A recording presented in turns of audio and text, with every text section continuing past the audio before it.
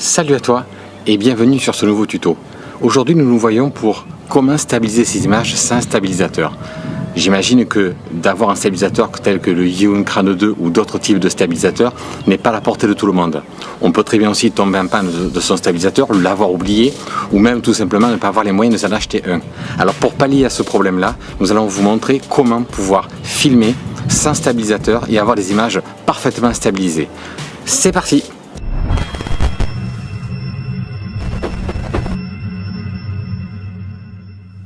Alors avant de passer au tournage pour vous montrer exactement comment ça se passe, il y a des petites règles impérativement à connaître. Première chose, bien évidemment quand on veut utiliser un trépied, utilisez-le. C'est l'un des meilleurs moyens pour pouvoir avoir une image stabilisée.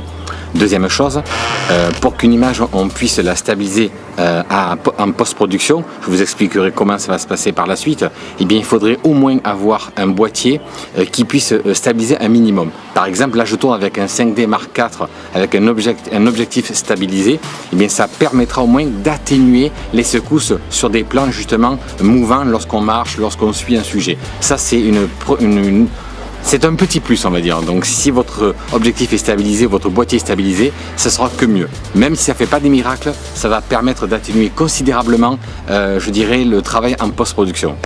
Alors, autre chose à savoir, le résultat final va aussi beaucoup dépendre de votre manière de vous déplacer lorsque vous suivez un sujet ou lorsque justement vous cadrez quelqu'un qui est en mouvement. Il faut surtout éviter de donner des à-coups au boîtier, il faut vraiment accompagner le boîtier, ça permettra justement d'avoir des mouvements le plus fluides possible, toujours pareil pour faciliter le travail après en post-traitement. Pour que la stabilisation soit optimale, vérifiez bien donc que votre stabilisateur est activé, soit sur le boîtier ou soit sur l'objectif. Ensuite, utilisez la courroie de l'appareil photo positionnée derrière votre cou et relativement tendue. Ça permettra d'amortir considérablement les chocs. N'essayez pas d'aller zoomer. En zoomant, vous augmentez vos effets de tremblement. Restez sur un plan large. C'est le meilleur moyen de pouvoir stabiliser correctement ces rushs.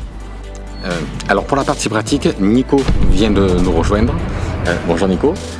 Et grâce à Nico, on va tourner donc un petit court-métrage, mais de quelques secondes, afin de pouvoir vous montrer le résultat final après avoir tourné ces quelques scènes sans stabilisateur et après avoir ensuite corrigé en post-traitement. Et vous verrez que c'est extrêmement crédible le fait de pouvoir tourner sans stabilisateur. Alors, ça ne pourra pas être mangé à toutes les sauces. Parfois, un stabilisateur est vital. Lorsqu'on a des actions extrêmement rapides, lorsqu'on a besoin de courir, il y a des choses qui sont inévitables. Mais vous allez voir quand même que pour des scènes relativement simples, sans stabilisateur, il y avait ces quelques précautions au départ de tournage et ces quelques astuces après post-traitement, ben le résultat est plutôt pas mal. Allez, c'est parti pour le tournage. Go!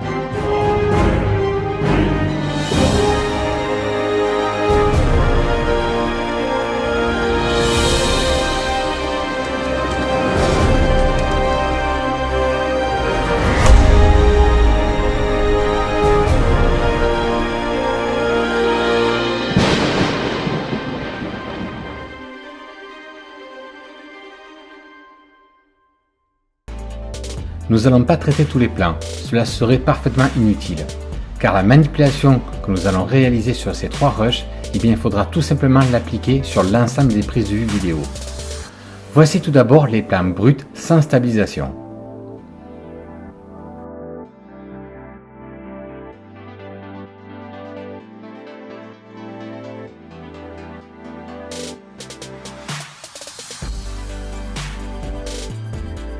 Vous vous êtes bien rendu compte de toutes les imperfections et cela malgré toutes les précautions prises au moment du tournage. Passons à la version stabilisée. Dans des logiciels de montage comme Final Cut ou Adobe Premiere, eh bien vous trouverez cette petite case à cocher qui permet de stabiliser vos plans. Attention, lors de l'application de ce mode, il va y avoir un effet de crop, c'est-à-dire que cela va zoomer dans votre plan. En ce qui concerne Final Cut, eh bien après avoir coché cette case, il va calculer automatiquement la bonne procédure afin d'avoir le meilleur rendu possible. Mais parfois, il va se créer malgré tout des distorsions à l'image. Pour corriger le problème, changez de mode et essayez de modifier les pré-réglages via ces petits curseurs.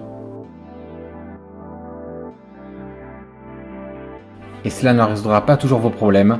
C'est pour cela que parfois j'utilise un plugin de chez Crumble Pop avec différents pré-réglages qui parfois, je dis bien parfois, réussit à venir au bout de mes problèmes.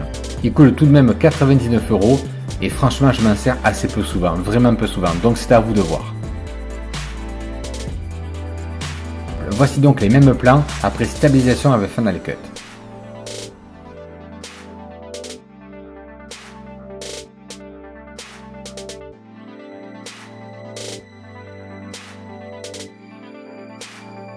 Alors qu'en pensez-vous? C'est pas bluffant?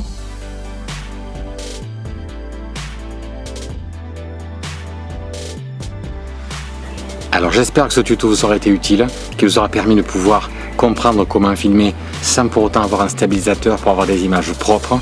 J'espère que ça va vous permettre de créer en toute simplicité, sans forcément dépenser beaucoup d'argent si ce n'est pas tout à fait utile.